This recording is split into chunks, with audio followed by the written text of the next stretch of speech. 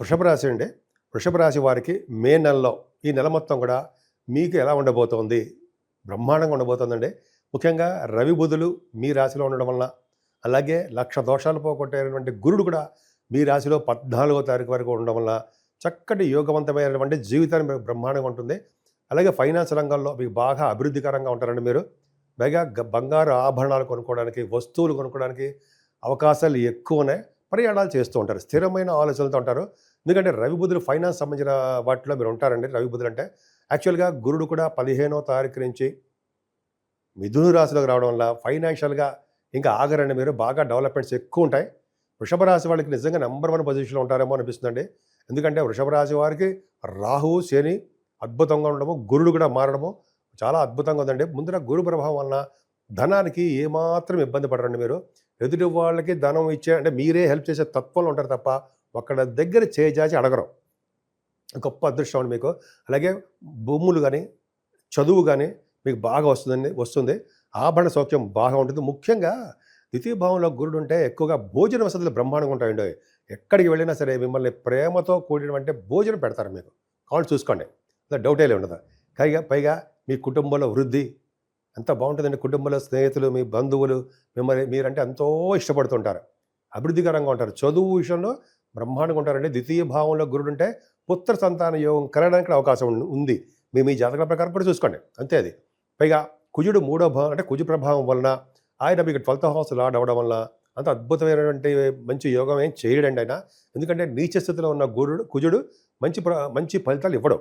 కానీ సైన్స్ గ్రూపులు మీరు చదువుతారు ఉంటాయి.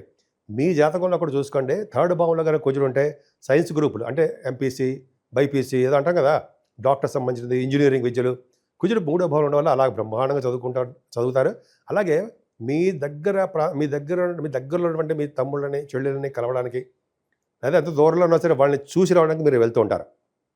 అంటే షార్ట్ జర్నీస్ మీకు ఎక్కువగా ఉన్నాయని చెప్పి అర్థమైపోతుందండి. షార్ట్ జర్నీస్ ఉంటాయి. అంతేకాకుండా బహుశా కొంతమందికి అయితే వాహన యోగం కలగడానికి అవకాశం ఉంది.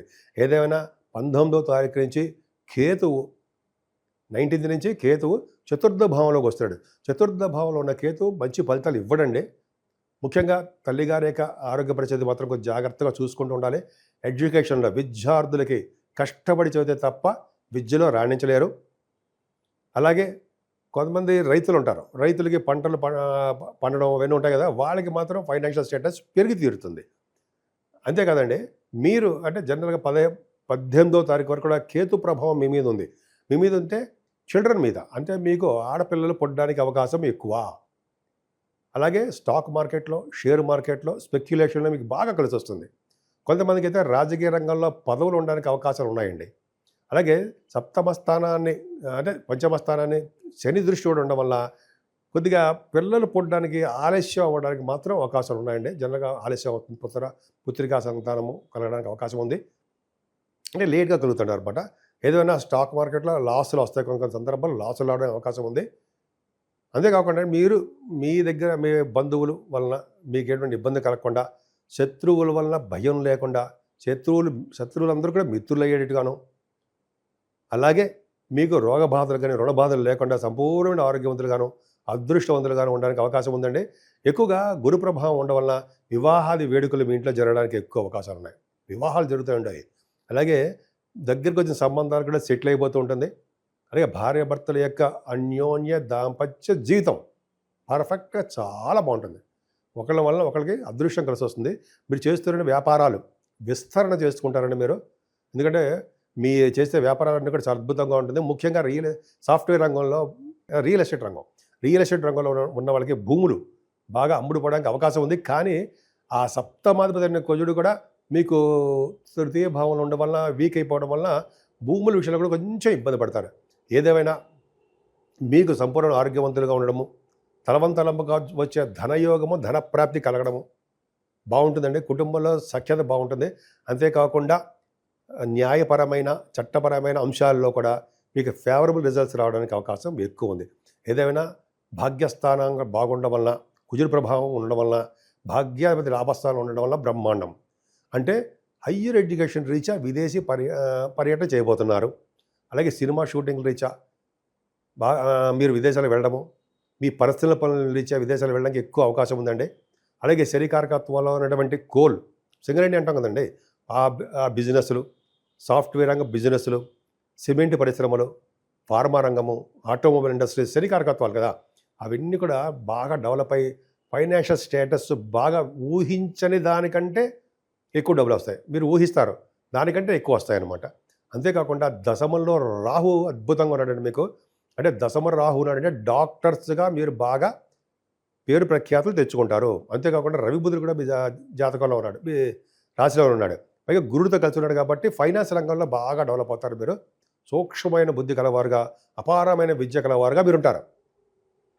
అంతేకాకుండా రాహు వాయుతత్వ రాశిలో కుంభరాశిలో ఉన్నాడు కాబట్టి విమాన సంస్థలో పనిచేసే వాళ్ళకి చాలా అద్భుతంగా ఉంటుంది. అలాగే మీరు కూడా విదేశాలు వెళ్ళడానికి అవకాశాలు ఉన్నాయండి. రాహు కరకత్వంలో ఉన్నటువంటి బిజినెస్లు కానీ, లేకపోతే వ్యాపారాలు, బిజినెస్ వ్యాపారం అనుకోండి, లేకపోతే ఉద్యోగాల్లో కూడా మీరు బాగా డెవలప్ అవుతారు. రాహు చాలా అద్భుతమైన ఫలితాలు మీకు ఇచ్చి తీరుతాడండి. అంతేకాకుండా పొలిటికల్ రంగంలో ఉన్న వారికి కూడా పదవులు రావడానికి అవకాశం ఉంది.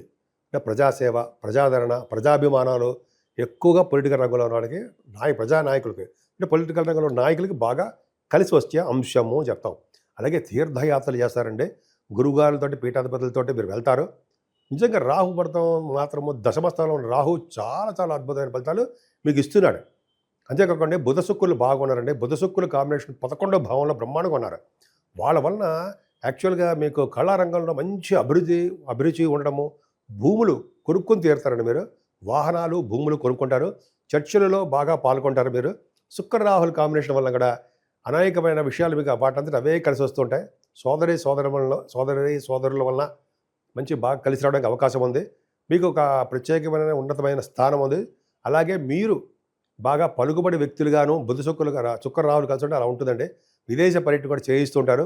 పైగా శని శుక్రులు అలా యాక్చువల్గా శని శుక్రులు కలిసి ఉంటే రచయితలుగా మీరు బాగా ప్రేరపఖ్యాతులు తెచ్చుకుంటారు. రచనా రంగంలో కవులుగా బాగా ఫెమిలియర్ పర్సన్ అవుతారు. ఇలా చెప్పుకుంటూ వెళ్ళిపోతే చాలా ఉందండి. శని రాహుల వల్ల కూడా లాభస్థానంలో ఉండడం వల్ల మీరు చేసేటువంటి బిజినెస్లు బాగా డెవలప్ అవుతాయి. ముఖ్యంగా శని రాహుల్ కారకత్వాలు ఉన్నటువంటి ఇవన్నీ ఆయిల్ కూడా ఉంటుందండి. ఆయిల్ అవన్నీ ఇంత చెప్పినట్టుగానే కోలు, ఇవన్నీ కూడా బిజినెస్లో బాగా రాణింపు ఉండడానికి అవకాశం ఎక్కువ.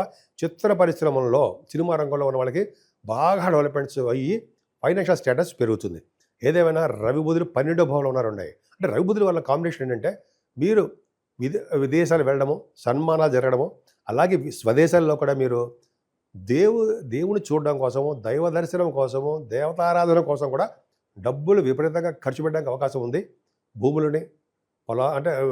భూములు కొనడానికి అవకాశం ఎక్కువ ఉంది. చెరువులు, బావులు తవ్వించడానికి ఎక్కువ అవకాశాలు ఉన్నాయండి. అలాగే డబ్బులు ఎంత ఖర్చు పెడతారో అంతగా డబ్బుల్ని సేవ్ చేయడం కూడా మీకు బాగా తెలుసు. రవి బుధులు 12 భావాలు ఉంటాయి.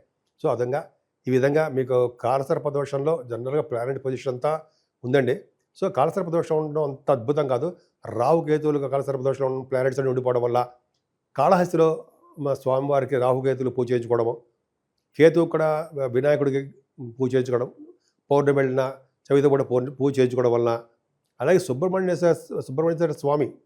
సుబ్రహ్మణ్యేశ్వర స్వామి వారి ఆరాధన, అనేక పూజలు, కళ్యాణం చేయించుకోవడం వలన రియల్ ఎస్టేట్ రంగంలో ఉన్న వాళ్ళకి అనేక రకాలుగా వివిధ రకాలుగా ఉన్నటువంటి వివిధ సంస్థల్లో ఉన్న వాళ్ళందరూ కూడా చక్కగా ఆదాయ వనరులు బాగా పెరిగి తీరారు. ఇప్పుడు మనం 12 రాసుల వారికి ఆచరించదగ్గ పూజలు ఏంటి, అదే వాళ్ళకి రెమెడీస్ ఏంటి, ఏం చేస్తే బాగుంటుంది, ఏ దేవుడు పూజ చేస్తే బాగుంటుంది, ఎలా మనం బాగుపడతాం, రాహు వలన, కేతువు వలన, శనీశ్వరుల వలన, అలా కాలసర్ప దోషం వలన అసలు మనం ఎలా బయటపడతాం, మనకి మంచి ఎలా జరుగుతుంది, ఏం చేస్తే బాగుంటుంది అని ఇప్పుడు తెలుసుకుందామండి. ముఖ్యంగా ఇది వైశాఖ మాసం అంటారు దీన్ని. వైశాఖ మాసంలో మాధవుడికి, విష్ణుమూర్తికి ఇష్టమైనటువంటి మాసం. ఈ మాసంలో చేసే పూజలు, దానాలు విశేషమైన ఫలితాలు ఉండడమే కాకుండా మీ తరము, మీ ముందు తరాల వాళ్ళు, వెనకాల 10 తరాల వాళ్ళు కూడా విష్ణు లోకానికో మంచి మంచి లోకాలకు వెళ్తారని శాస్త్రం చెప్తోంది. అది ఏ దానాలు, అమ్మ బాబాయ్ అంతంత డబ్బులు ఖర్చు పెట్టి మనం చేయాలా, ఏమీ లేదని సింపుల్ దానాలు, అది బ్రహ్మాండమైన ఫలితాలు ఇస్తాయి. ముఖ్యంగా ఫస్ట్ జలదానము. జలము అంటే నీరు, చల్లటి మంచినీళ్ళు దానం ఇవ్వండి, మంచి లోకాలకు వెళ్తాం.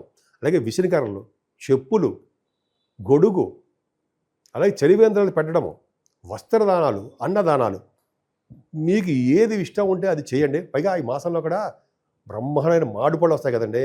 ఒక సద్బ్రాహ్మణుడికి, వేద పండితుడికి ఇవన్నీ పిలిచి దానం ఇవ్వండి. ఒక బ్రాహ్మణుని ఇంటికి పిలిచి మనం నేత ప్రతిసారి అలా చేస్తుంటానండి నేను. బ్రాహ్మణుని వేద పండితుడిని పిలిచి చక్కటి భోజనం పెట్టి ఆయనకి వస్త్రము, చెప్పులు, అలాగే గొడుగు, నీళ్లు, ఉదకదానం అంటారు కదా, కుండలో నీళ్లు పెట్టి ఇస్తాం అది, అలా విసిరికర్ర, అలా దానాలు ఇవ్వడం వల్ల అంటండి మన పితృదేవతలు సంతోషిస్తారట. సంతోషించడమే కాకుండా మన అందరికీ కూడా మంచి సంతానం పుట్టడము, పెళ్ళిళ్ళు అవ్వడము, అలాగే ఎటువంటి ప్రాబ్లమ్స్ లేకుండా మంచిగా దీవించి వెళ్తారట. అదే కాకుండా చాలా పుణ్యఫలం బాగా వస్తుందండి. అందుకనే వేదశాస్త్ర పండితులకి, మీ దగ్గరలో ఉండే పండితులకి, బ్రాహ్మణులకి ఇలా దానాలు ఇవ్వడం ఎంతో ఖరీదేం కాదండి. పైగా ఈ మాసంలో చేయవలసిన దానాలే చెప్తున్నారనమాట. అద్భుతమైన ఫలితాలు వస్తాయి. అంతేకాదండి, ఈ నెలలో సరస్వతి నది పుష్కరాలు కూడా వస్తున్నాయి కదా. 15వ తారీఖు నుంచి పుష్కర స్నానం కూడా చెయ్యండి. 12 రాసుల వారికి గురు ప్రభావం వల్లనే ఎక్కువగా కనిపిస్తుంది పుష్కర స్నానం చేస్తారని. అలాగే రాహు వలన, కేతు వలన వచ్చే దోషాలు ఏమేమి తక్కువగా ఉంటాయి. అందుకనే నిత్య సంతోషం అమ్మవారిని పూజించిన, అలాగే కనకదుర్గ అమ్మవారికి చండీ హోమాలు చేయించుకున్న, అమావాస్య పౌర్ణమి పూట, అలాగే గణపతి ఆరాధన చేసుకున్న, అలాగే శనీశ్వరుడికి సుబ్రహ్మణ్య స్వామి ఆరాధన చేసుకోవాలండి. శనీశ్వరుడికి తైలాభిషేకాలు చేయించుకోవడం వల్ల, పైగా ఈ మాసంలో రండి 22వ తారీఖునే హనుమత్ జయంతి వస్తుంది. రుద్ర వీర్య సంభూతుడు, అంజనా గర్భ సంభూతుడు అంటారు కదా, గర్భంలో పుట్టినవారు అంజనా గర్భంలో అంజనాదేవికి ఆంజనేయ స్వామిని పూజించడం వల్ల సకల దేవతలు పూజించిన ఫలితం వస్తుందట. ఎంత అదృష్టం అండి. ఆ రోజు దానాలు కూడా విపరీతంగా చేయొచ్చు కదండి. ఆ రోజు చాలా చలివేంద్రాలు పెట్టాలండి. చలివేంద్రాలు ఏంటి, ఒక చిన్న టెంట్లో పెట్టుకుని వచ్చిన వాళ్ళందరికీ చల్లటి మంచినీళ్ళు దానం. నిజంగా టాప్ అండి. అన్నిటికంటే దానాల్లో ఉత్తమమైన దానం అంటే దానం ఏదంటే మంచినీళ్ళు దానము. ఇది ఖచ్చితమే, అద్భుతం అండి. సరే, ఇదే కాకుండా 8వ తారీఖు కూడా సత్యనారాయణ స్వామి కళ్యాణం ఉంటుంది. అన్నవరం సత్యనారాయణ స్వామి వారి కళ్యాణం కూడా ఉంది. సో ఈ విధంగా మనకి ఏది వీలుంటే భగవంతుడు మనకి ఆ సంకల్పం వేధిస్తే ఈ పరమేశ్వరుడు మనకి ఏ సంకల్పం చేస్తే ఆ పూజలు చేసుకోవడం వల్ల, ఆ దానాలు చేసుకోవడం వల్ల విశేషమైన శుభఫలితాలు 12 రాసుల వాళ్ళకి ఉండి తీర్థంలో సందేహం లేదు. పైగా ఈ నెలలో గురుడు మారడము, రాహు మారడము, కేతు మారడం వల్ల విశేషమైన సంపదలు, అలా మంచి యోగాలు కలగడమే కాకుండా పైగా ఇదే మనల్లో కూడా పుష్కర స్నానాలు చేయడం వల్ల అద్భుతమైన ఫలితాలు, పుణ్యలోక ప్రాప్తులు కలగడాలు అంత అద్భుతంగా ఉన్నాయండి. ఈ మాసానికి చాలా పవర్ ఉందండి. అది పైగా వైశాఖ మాసం కాబట్టి ఈ వైశాఖ మాసంలో చేసుకునే పుణ్యాలు, దానాలు అనంతమైన శుభఫలితాలు ఇస్తారనడంలో ఏమాత్రం సందేహం లేదు. కాబట్టి 12 రాసుల వారికి శుభాలు జరగాలని, అన్ని రంగాల్లోనూ మీరు ముందంజలో ఉండాలని, సంపూర్ణమైన ఆరోగ్యవంతంగా ఉండాలని నేను మనస్ఫూర్తిగా కోరుకుంటున్నాను. ఇప్పుడు నేను చిన్న పాయింట్ చెప్తానండి. 12 రాసుల వారికి దయచేసి వేయండి. అంటే నా గురించి అనమాట. నేనంటే జనరల్గా ఆదినారాయణరావు శర్మ అండి నేను. అలాగే మీ జాతకాలు చూపించుకోవాలనుకుంటే మీ date of birth, time of birth, place of birth ఉండాలండి. అలాగే మనం ముహూర్తాలు పెడుతూ ఉంటాం. మన జాతకంలో మనమని కాదు, నేనే ముహూర్తాలు పెడుతుంటానండి. అలాగే 35 సంవత్సరాల ఎక్స్పీరియన్స్ కూడా ఉంది.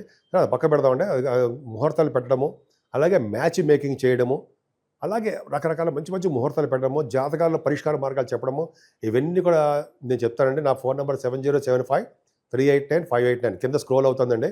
దానికి మీరు మెసేజ్ పెట్టండి. ఎందుకంటే నేను షూటింగ్స్లో ఉంటూ ఉంటాను, లేకపోతే జాతకాలు చెప్తూ ఉంటాను జనాలకి.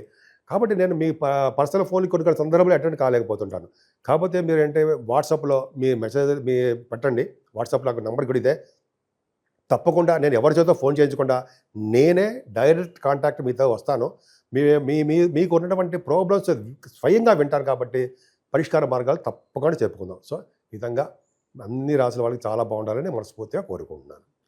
అంతేకాకుండా ఫేక్ నెంబర్లో వచ్చిన అదే ఫేక్ వీడియోస్ కూడా రాదా నావన్నీ కాపీ చేసి వేరే వాళ్ళు ఉంటారు. వాడిని దయచేసి మీరు మోసపోకండి, వాడిని నిలదీయండి. ఎందుకంటే చాలామంది కూడా అలా జరుగుతుందట, నాకు తెలీదు. సో నేనే మన ఆది ఆశ్రయాలు తప్ప ఎక్కడెవరు చెప్పరండి. ఎవరికి కూడా నేను ఇవ్వలేదు. కాబట్టి మన ఆది ఆశ్రయాల తరపున మనమే చేస్తాం తప్ప వేరే వాళ్ళకి ఇచ్చాము, మాకు పంపించండి అని ఫేక్ వీడియోలు, ఫేక్ కాల్స్ వస్తుంటాయి. దయచేసి నమ్మద్దని నా ప్రార్థన.